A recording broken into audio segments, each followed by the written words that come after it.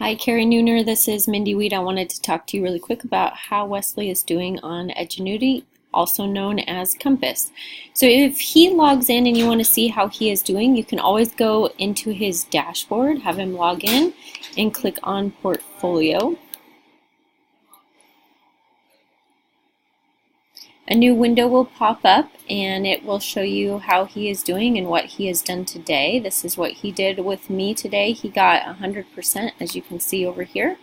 I can also click over here and see what he has done in the last week.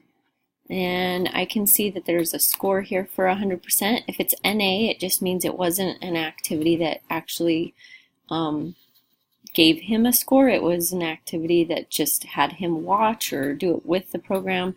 But when he has to do something on his own, then that's where he got the 100%.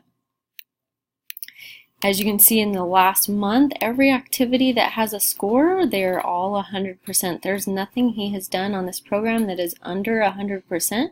So I started asking him if anything is too easy or if he's bored, if he needs me to make it more difficult, and he shared with me that he's actually getting really frustrated with it and he doesn't like having to do the same thing again, but I don't see any repeats because it is all 100%.